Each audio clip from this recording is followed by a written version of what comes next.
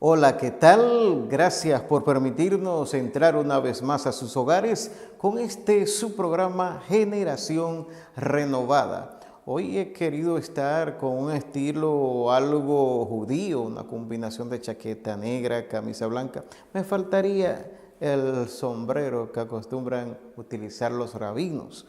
Pero sí quiero decirles que durante todo este mes hemos estado conversando acerca de lo que es la Reforma Protestante, ese momento histórico que dio valor, renovó el Evangelio de Jesucristo, la verdad de las Sagradas Escrituras en un mundo que estaba arropado por oscurantismo, llegó la luz. ¿Y saben qué?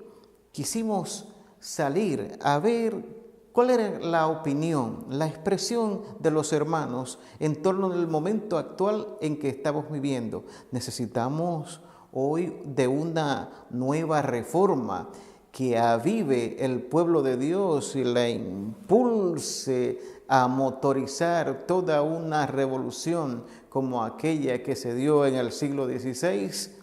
Escuchemos las opiniones que nos dieron algunos hermanos. Ellos en su mayoría coinciden de que sí, de que necesitamos hacer algo que nos lleve a dar mayor fuerza al Evangelio, sobre todo en nuestra amada República Dominicana. Veamos. Creo que verdaderamente sí, porque definitivamente nuestras iglesias, o todos y cada uno de nosotros como cristianos, hemos caído en algo que se llama la despreocupación, o hemos caído en algo que se llama, sería la palabra, el no me importa. Y definitivamente tenemos que ponernos en la brecha, porque estamos viviendo tiempos tremendamente peligrosos, en donde sí debe importarnos lo que ocurra con la iglesia, sí debe importarnos lo que ocurra con el pueblo de Dios en otros lugares, sí debe importarnos lo que ocurra con el pueblo de Israel, sí debe importarnos lo que ocurra con la iglesia en general. Sí necesitamos una reforma, donde en lo que sería el interés de cada uno de nosotros, por lo que es la iglesia de Dios y por lo que son las cuestiones de la iglesia de Dios. Pienso que la iglesia en este tiempo necesita volver a la senda antigua, puesto que necesita como marcar un poco más, no alimentarse dentro de su bajo techo, en otras palabras, engordarse a sí misma, ¿no? Alimentarse a sí misma con la palabra del Señor, sino no solo estudiar sobre la reforma protestante, sino entenderla y vivirla, y saber un poquito más sobre sus orígenes y su formación. Cuando la iglesia entienda de dónde viene, entonces va a saber a dónde va. Es necesario, sí, estudiar la palabra de Dios, escudriñarla, y no solo hablarla, sino también vivirla. Sí creo que la iglesia necesita su reforma. Siempre nos tenemos que ir renovando, pero sí es bueno entender los principios.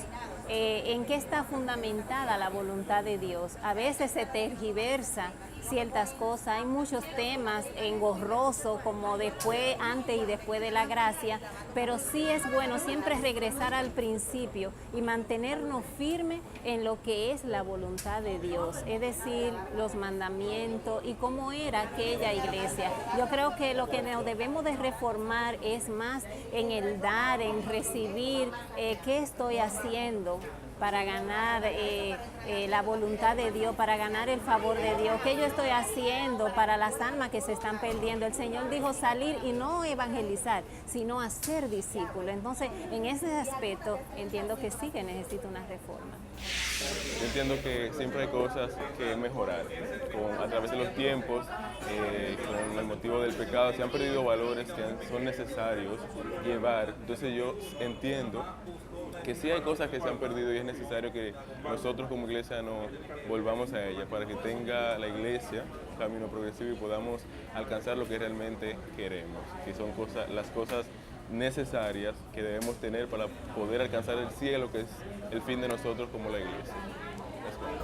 Yo pienso que sí, porque hace falta más enfoque en lo que es el evangelio, predicar el evangelio. Y necesitamos personas que sean capaces de entender el compromiso de el Evangelio. Y hay mucha distracción últimamente, así que yo pienso que sí, que debería haber una reforma. Yo pienso que no, que lo que debería hacerse sería que cada miembro reconociera cuál es el trabajo que el Señor nos encomendó, que es la gran comisión, en vez de los halagos y las cosas personales. El Señor nos encomendó, lo dice en Mateo, que prediquemos el Evangelio a toda tribu, lengua y nación. Y entonces, basados en eso, deberíamos internizar más lo que es el mensaje y preocuparnos más por buscar las almas y predicar el Evangelio, y no en obtener las metas personales ni las cosas personales, porque son cosas que a la corta o a la larga se van y pasan, pero lo que verdaderamente queda la palabra de Dios, como muy bien lo dice. Por lo tanto, esa es mi opinión, que deberíamos ocuparnos más en cumplir la gran misión del Señor, en ser un poco más espirituales en vez de querer obtener metas personales. Pero eso, con una reforma sería algo sería repetir lo mismo, sino que si en verdad repetiría lo mismo, si en verdad nosotros no nos preocupamos por cumplir la gran comisión, que eso es lo que deberíamos hacer. Se harán entonces 1 millón de reformas, pero si seguimos con el mismo objetivo, entonces no llegaremos a ningún lado. Por lo tanto, sería mejor eso, ocuparnos más por las cosas celestiales y dejarnos de preocuparnos tanto por las cosas personales, que al fin y al cabo no nos llevan a nada. Creo que la iglesia, en vez de pensar, cambiar o hacer otra reforma, lo que debemos es reforzar la actual, reforzar el vínculo cristiano que tenemos, reforzar y creer más y aplicar más la palabra a nosotros mismos, a nuestra vida diaria y caminar, no dejarnos llevar por la economía. Creo que en vez de pensar en una nueva reforma, lo que se debe de hacer es reforzar ya la actual. Pensar en aplicar lo que es la palabra de Dios a nuestra vida diaria. No dejarnos llevar por las nuevas corrientes que quieren pensar o quieren venir a ser unas corrientes cristianas, sino seguir en la antigua, seguir en la senda antigua. Amén. Como pudieron ver, hay un consenso, y es que los hermanos de distintas congregaciones entienden de que la iglesia debe ser más activa, más proactiva en este tiempo y cimentarse aún más en la verdad contenida en las Sagradas Escrituras. Nosotros continuaremos hablando de este tema de la Reforma Protestante aquí en nuestro país, y esperamos que Dios ha de traer un mover espiritual a su vida en este día. Que el Señor les bendiga, y en breve continuamos con más del contenido de Generación Renovada.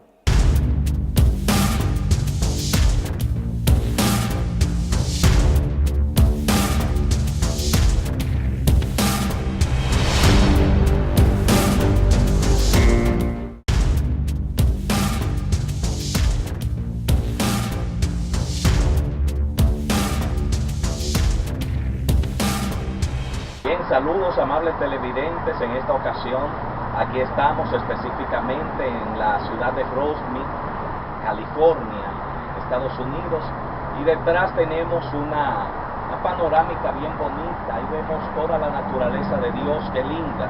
Ahí las cámaras le están presentando a ustedes esos pinos hermosos, todo lo que es parte de lo que rodea el freeway que está a mi espalda, el freeway 60. Ese freeway en unos más o menos 15 minutos nos lleva a la ciudad de California, específicamente Los Ángeles. Por ahí mismo, pues si queremos, llegamos a Hollywood y todo lo que es el encanto de esa ciudad que vemos muchas veces en tantas películas. Hemos tomado este lugar, estamos precisamente frente a la Iglesia de Dios de la Profecía de Rosemead, donde estamos llevando a cabo una campaña, una jornada evangelística de 3 días. Así que en esta ocasión vamos a tener una meditación sobre la palabra de Dios, específicamente en el Salmo 15. Hay muchos salmos bonitos en la Biblia, pero para mí este es uno de mis favoritos. los que habitarán en el monte santo de Dios, escrito por David, tremendo hombre de Dios, pero que también, como veremos en esta meditación, tuvo sus situaciones, y por esa razón me gusta este salmo. Vamos a leerlo. ¿Quiénes habitarán en el cielo con el Señor? Dice, Jehová, ¿quién habitará en tu tabernáculo? ¿Quién morará en tu monte santo? El que anda en integridad y hace justicia, y habla verdad en su corazón. El que no calumnia con su lengua, ni hace mal a su prójimo, ni admite reproche alguno contra su vecino. Aquel a cuyos ojos el vil es menospreciado, pero honra a los que temen a Jehová. El que aún jurando en daño suyo, no por eso cambia. Quien su dinero no dio a usura, ni contra el inocente admitió cohecho. El que hace estas cosas no resbalará jamás. Señor, damos gracias por tu palabra. Ellas son espíritu y son vida. Y yo espero que en este momento, en esta hora, no importa dónde estén las personas que nos están viendo a través de la pantalla, tú, Señor Santo, trabajes en su vida y que logremos lo que queremos. Que tú seas, Señor Santo, el director de la conducta de ese amigo, amiga o hermano que nos escucha. En el nombre de Jesús. Amén. Bien, esta lectura nos habla a nosotros de las personas que califican para estar en el reino de los cielos. Siempre he criticado el hecho de que hay personas que cuando un ser querido muere, no importa la vida que haya vivido, lo mandan al cielo. Y dicen, está en el cielo, allá en el cielo nos vemos. Y lamentablemente, pero al cielo no va todo el mundo, ni todo el que quiere. Hay requisitos para llegar allá, claro. El primero, aceptar a Jesucristo, el Hijo de Dios, como Salvador, único mediador entre Dios y nosotros los hombres. Pero aquí el salmista da algunos requisitos de los que pueden y van a morar con Dios en el cielo. Pero, ¿sabe usted una cosa? Que quien escribió este salmo, David, tuvo momentos difíciles en su vida, movimientos telúricos en su familia. David va desde un adulterio con la esposa del capitán de su ejército, llamado Urías, hasta una situación en que uno de sus hijos viola a su hermana. Amnón violó a Tamar, que era medio hermano de ella, eran hermanos de padre, ella y David. Entonces Amnón viola a Tamar y Absalón mata a Amnón. Óyame, todo esto en la familia de David, hijos de él todo, y luego este Absalón persigue a David y quiere matar a su padre. Todo esto lo vivió David a raíz de un pecado cometido en su vida. Pero fíjense que a pesar de ese movimiento, de ese terremoto en su familia, lo cual le ocurre a cualquier ser humano, tanto usted como yo no nos escapamos de situaciones difíciles que ocurran en nuestra vida, en la de nuestros familiares, en derredor nuestro, y tenemos que afrontarlo. Lo importante, y sabemos, es que Dios está en control de la vida de todo aquel que le sirve.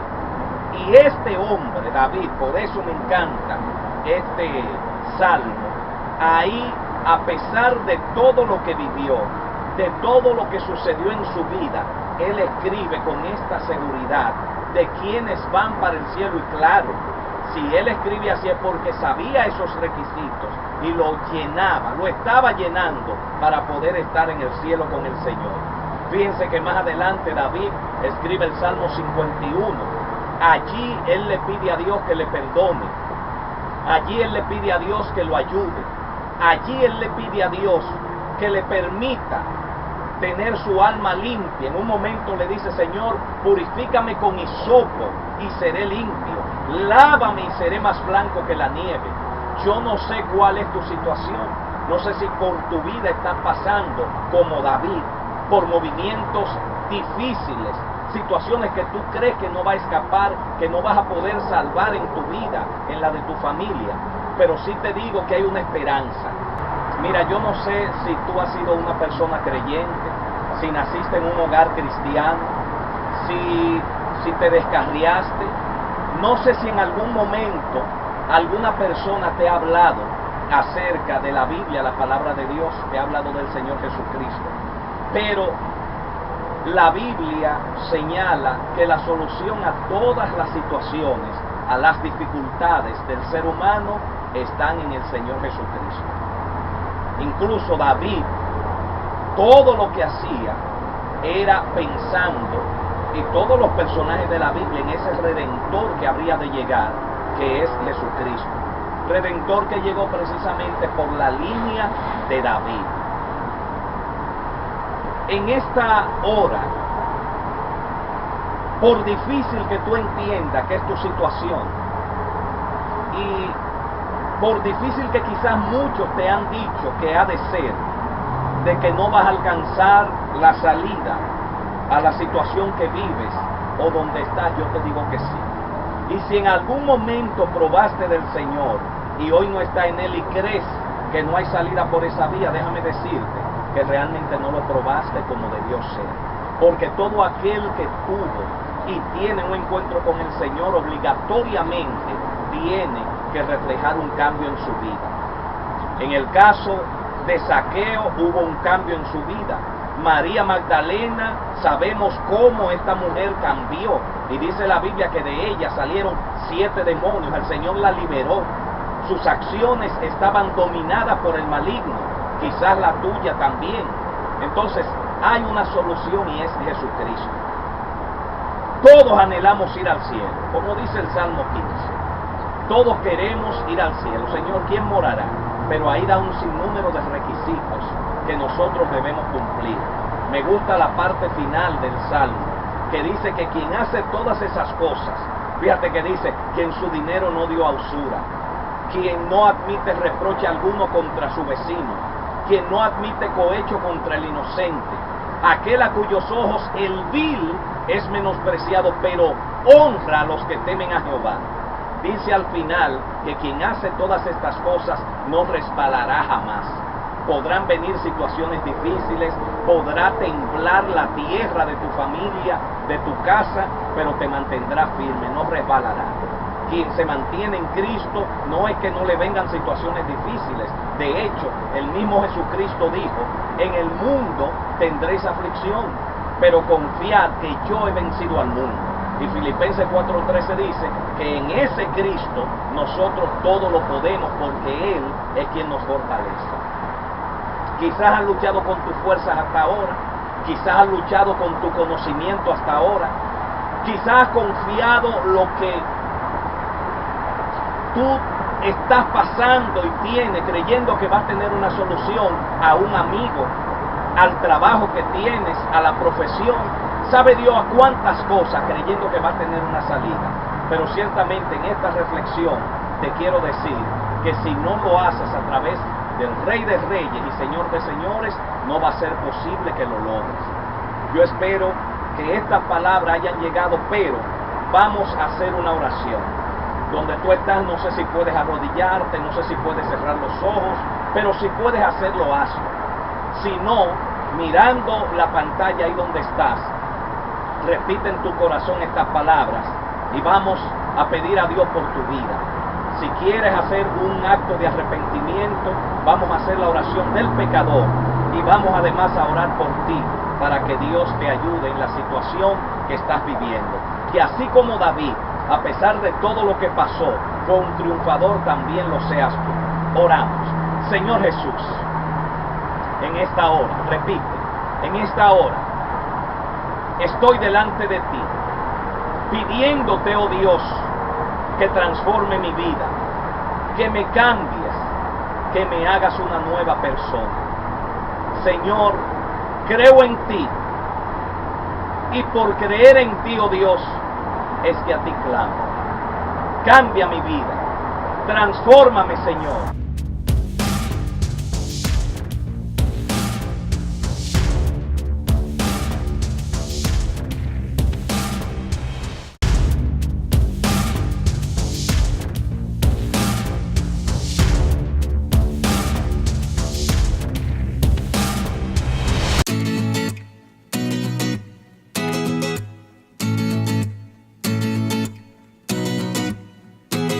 La presa Hoover es una de las obras de ingeniería más importantes del siglo XX, con una longitud de 380 metros, una altura de 220 metros por encima del río Colorado y una anchura de 200 metros en su base.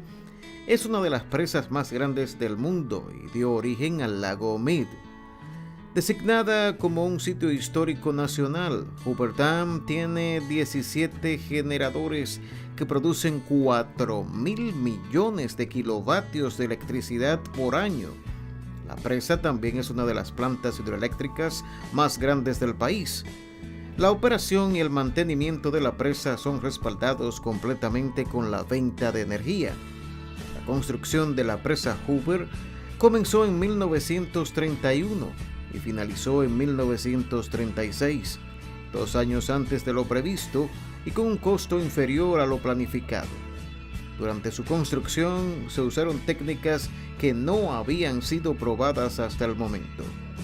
Actualmente, la presa Hoover suministra electricidad a los estados de Nevada, Arizona y el sur de California y es visitada por más de 1 millón de personas anualmente.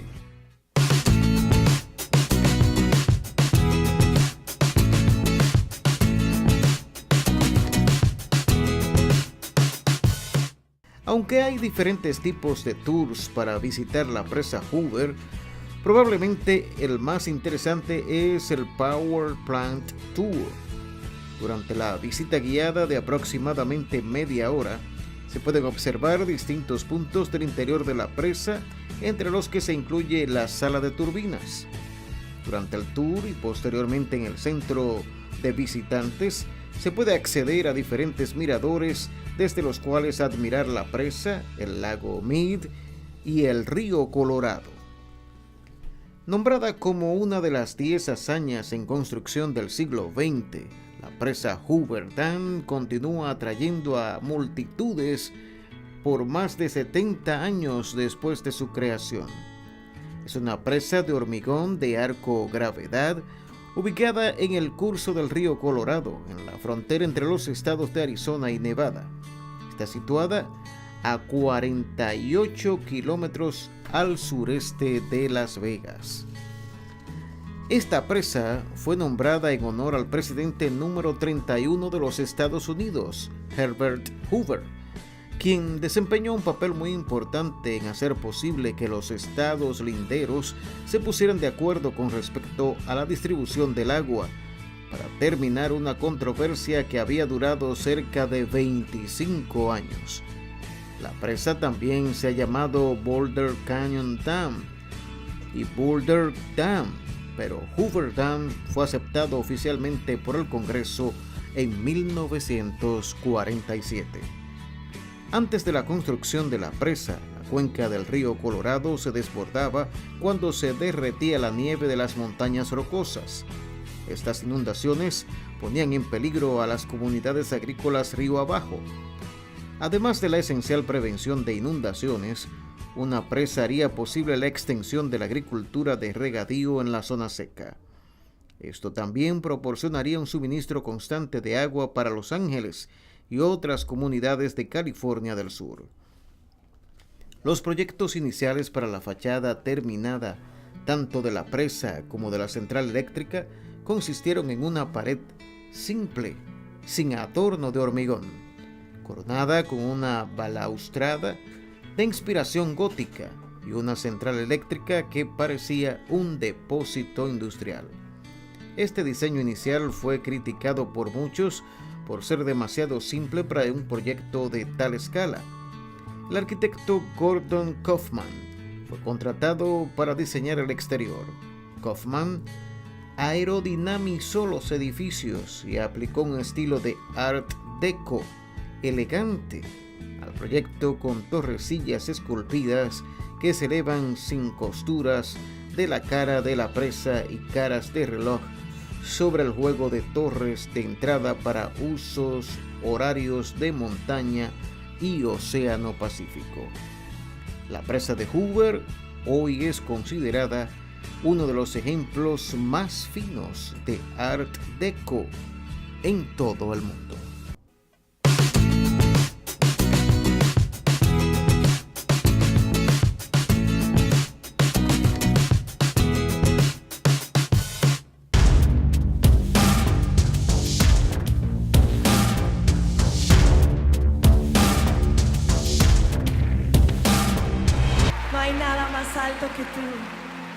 ¿Cuántos saben que a pesar de lo que podamos vivir, Él sigue siendo Rey y sigue estando en el trono? Yeah, yeah.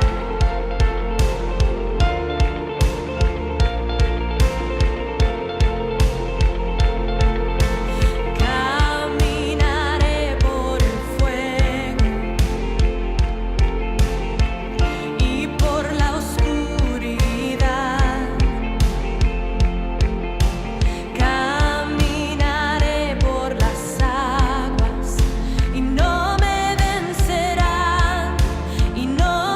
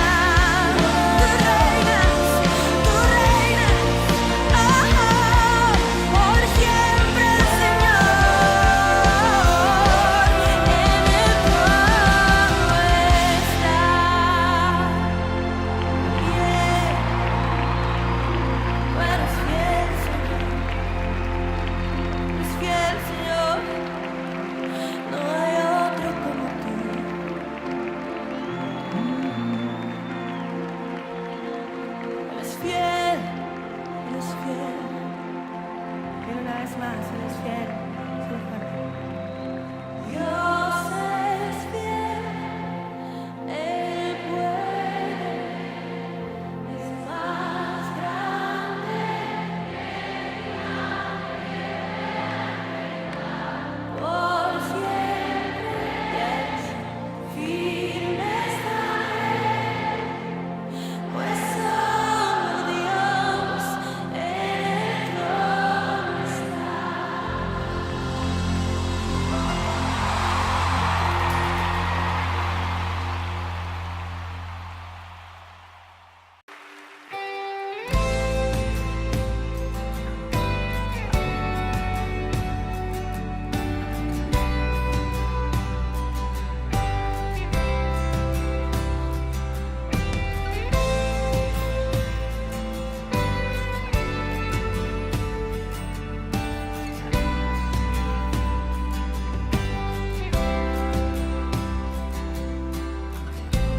¿Cómo no adorarte si eres el ungido, poderoso gran rey? ¿Cómo no servirte siendo rey? Tu vida diste por mí. ¿Cómo no rendirme si todos mis pecados borraste en la cruz? ¿Cómo no amarte si abrirán los cielos y pronto vendrás, todopoderoso, todopoderoso? Vives en mí, estás aquí, no seré igual, nunca me dejarás, todopoderoso.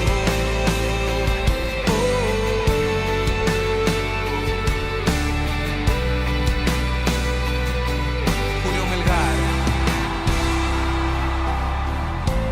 ¿Cómo no adorarte si eres el ungido, poderoso gran rey?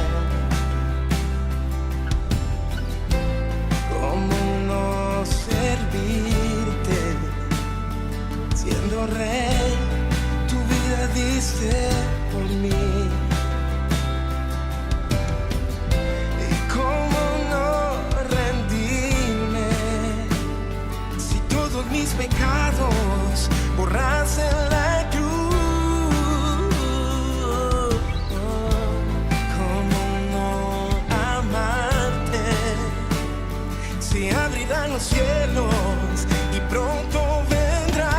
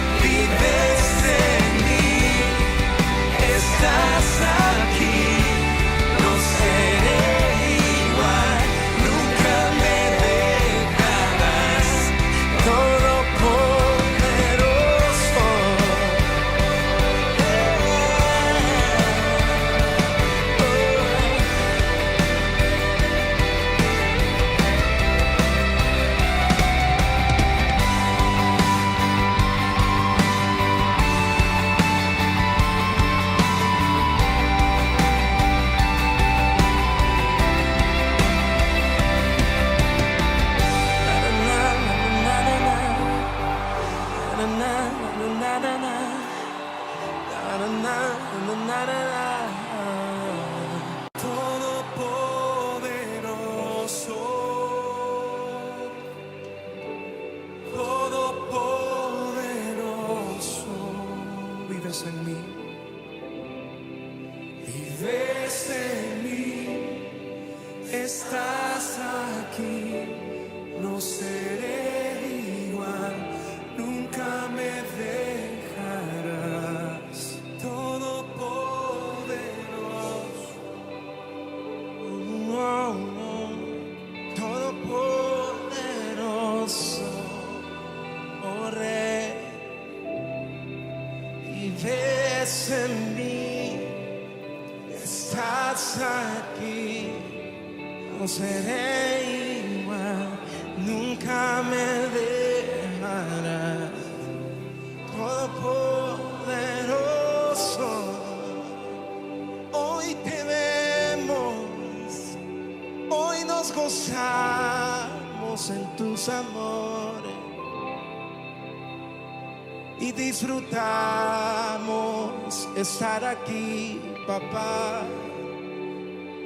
Disfrutamos estar aquí, papá. Eres todo lo que quiero.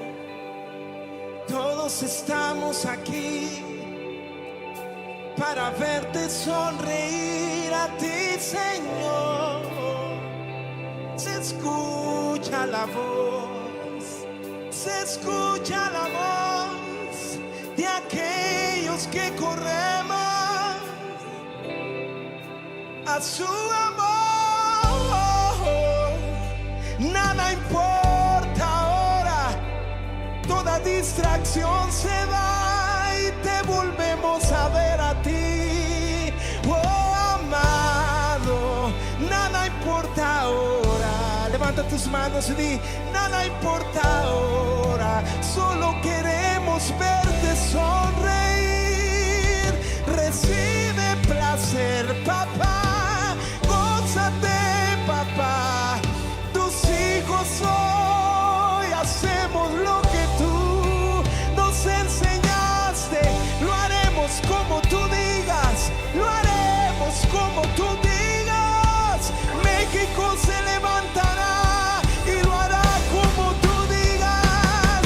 Nada detendrá lo que tú quieres hacer. Gobierna esta nación y las naciones de la tierra. Respondemos a lo que tú hiciste primero, papá. Respondemos. Mueve tus manos, adórale con todo lo que tienes.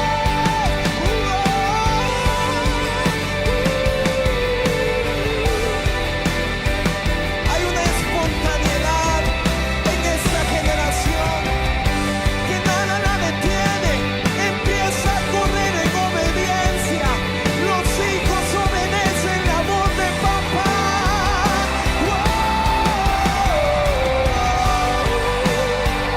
Alguien puede gritar de amor, alguien puede gritar de amor y decir: oh, todopoderoso.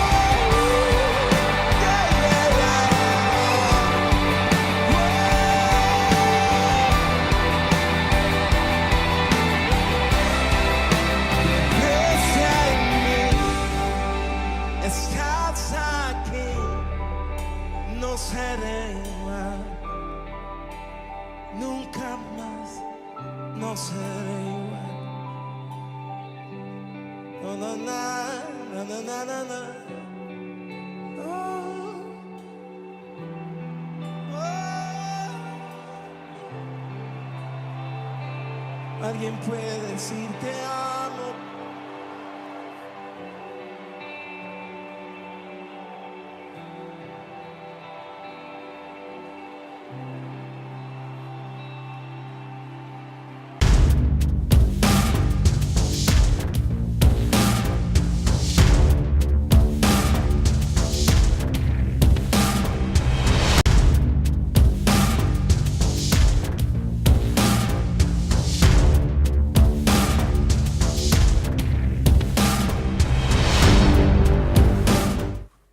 Muchísimas gracias por permanecer con nosotros aquí en Generación Renovada. Ya en esta parte final de este espacio, quisiéramos retomar el tema de la reforma. Pero en esta ocasión me llama la atención en la Biblia dos momentos históricos en el pueblo de Israel en los que fueron objeto de importantes reformas que trajeron una nueva relación del pueblo con Dios, con aquel que le sacó de Egipto con fuerte brazo, con señales poderosas, abrió el Mar Rojo, abrió el Jordán para que pudieran pasar en seco y así llegar hasta la tierra prometida.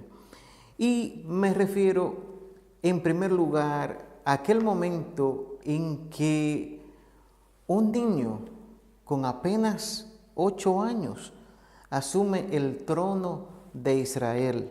Me refiero al rey Josías, un niño que fue protegido, preservado por su familia, luego de que fuera asesinado su padre, el rey Amón, un rey que se apartó de los caminos del Señor, así como lo había hecho su padre, Manasés. Este rey había llevado al pueblo sumido, al pueblo en la idolatría, a adorar cuantas cosas usted pudiera imaginarse, cuantos ídolos, aún el sol, la luna y todo el ejército del cielo adoraba el pueblo de Dios, que Dios había llamado a que reconociera en él el único Dios, que le dejó aquella palabra en Deuteronomio donde le decía que amarás a Jehová tu Dios, que Jehová tu Dios, Jehová uno es, y que enseñaran esta palabra a la familia, aún en las calles, en la casa, en todo momento se estuviera reflexionando en esta palabra. Pero el pueblo, pese a las bendiciones de Dios, se apartó y fue tras cuantos ídolos habían. Pero ocurre un gran hallazgo en el templo cuando este rey Josías, que asumió el trono, como les decía, a los 8 años, pero luego, pasado unos años, en que él se motiva a fortalecer las estructuras del templo, allí los levitas encuentran los rollos de la palabra de Dios.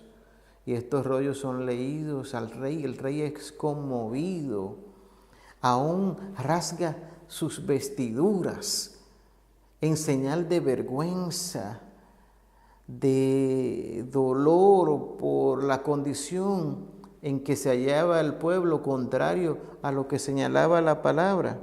Y quisiera leer parte de lo que dice aquí en el segundo libro de Reyes, en el capítulo 23, los primeros 3 versículos, donde dice que el rey mandó reunir con él a todos los ancianos de Judá y de Jerusalén. Y subió el rey a la casa de Jehová con todos los varones de Judá y con todos los moradores de Jerusalén, con los sacerdotes y profetas y con todo el pueblo, desde el más chico hasta el más grande. Y leyó, oyéndolo ellos, todas las palabras del libro del pacto que había sido hallado en la casa de Jehová. Y poniéndose el rey en pie junto a la columna, hizo pacto delante de Jehová, de que irían en pos de Jehová y guardarían sus mandamientos, sus testimonios y sus estatutos, y con todo el corazón y con toda el alma, y que cumplirían las palabras del pacto que estaban escritas en aquel libro, y todo el pueblo confirmó el pacto. ¡Qué compromiso! Pero ese compromiso no se quedó allí. Quizás en una mera palabra, en la forma en que ellos formalizaban sus pactos en aquella época, sino que este rey que inició su reinado a los 8 años, habían pasado ya 18 años del estar en el trono, y con apenas 26 años de edad emprendió toda una revolución, recorriendo todas las zonas donde se habían levantado los lugares altos, y fue destruyendo allí todos los altares, todos los ídolos, a Baal, a Asera, Moloc, todos cuanto ellos adoraban. Aún de los sepulcros fueron sacados los huesos de los sacerdotes que habían llevado a la nación a esta idolatría que es pecado, y fueron molidos, fueron destruidos y quemados estos huesos. Pero siendo él rey de Judá, llegó hasta sus hermanos del reino del norte, reino de Israel, y los impulsó, los motivó a formar parte de esta revolución y dejar a un lado los altares, los lugares altos, para adorar al Dios vivo, al Dios verdadero, a Jehová de los ejércitos. Y esto trajo un cambio en la nación, por lo menos en el periodo que él estuvo reinando, en el que se cumplió una profecía que había sido dada ya hace casi 300 años por un profeta que había dicho que vendría un rey de nombre Josías, que sería el que traería la reforma que el pueblo necesitaba para volver de nuevo a esa relación estrecha con Dios. Otro que llevó al pueblo a una nueva reforma, una renovación espiritual, es Esdras, el sacerdote y escriba, que su momento llega ya luego de que el pueblo retorna del cautiverio en Babilonia y vuelve allí a Jerusalén, y se envuelven en todo un proyecto de reestructuración del templo con Zorobabel, de reestructuración de los muros, de las murallas, de protección de la ciudad con Nehemías. Y este sacerdote, que era amante de la palabra, dice en Esdras, en el capítulo 7, en su verso 10, que él le gustaba inquirir, o sea, escudriñar, profundizar en las escrituras, para no solo conocer, sino aplicar esa palabra a su vida, y al mismo tiempo enseñar a otros a permanecer en los estatutos y decretos del Señor. Y Esdras, y cuando leyó la palabra y supo de la condición en que estaba el pueblo, que se habían incluso casado con mujeres paganas, incluyendo los líderes, los principales de la nación, y asimismo habían tenido familia, habían formado familia, habían tenido hijos con estas mujeres de otras naciones, pues este hombre lloró, y al igual que Josías, rasgó sus vestidos delante de la presencia del Señor y clamó a Dios por su misericordia.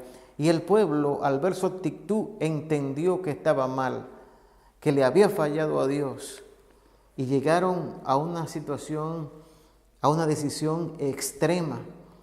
Y aquellos que tenían mujeres de otras naciones, que habían procreado hijos con esas mujeres de otras naciones, tuvieron que apartarse de ellas, dejarla que ellas fueran a sus respectivos países, y entonces ellos renovar sus votos delante de Dios. ¡Qué decisión tan fuerte!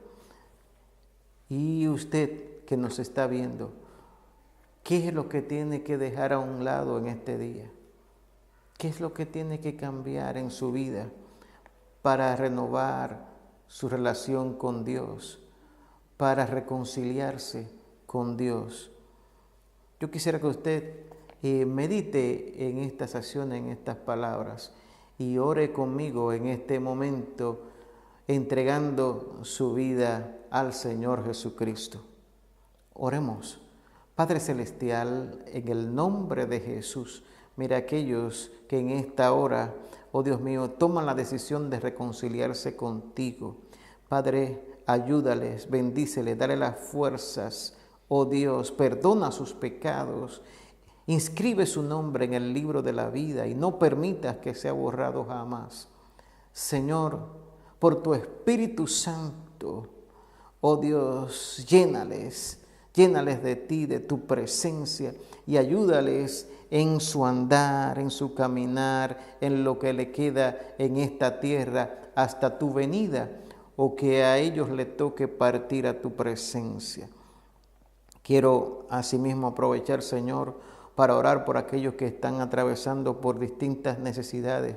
Quizás están en una cama, enfermos por distintas enfermedades. Yo te pido en el nombre de Jesús, aquel que nos dio la autoridad para orar por los enfermos y que sean sanados, que tú operes sanidad de todo tipo de enfermedad, que tú levantes al caído, que tú restaures al débil, que allí donde hay necesidad, tú suplas lo que haga falta, Señor, en el nombre de Jesús. Y que en este día, Dios mío, aquellos que nos ven en este momento sean fortalecidos, restaurados, renovados por el poder de tu Espíritu Santo. En el nombre de Jesús. Amén. Amén. Bien, solo nos resta darle las gracias por su atención a este espacio en este día e invitarles a mantener el contacto con nosotros a través de las redes sociales, tanto en Facebook como en Twitter, Gen Renovada. También tenemos el correo genrenovada@gmail.com y también puede llamarnos si necesita alguna orientación, si necesita de la oración, llámenos. Nuestro número es el 809-564-6117. Será hasta la próxima. Que el Señor les bendiga.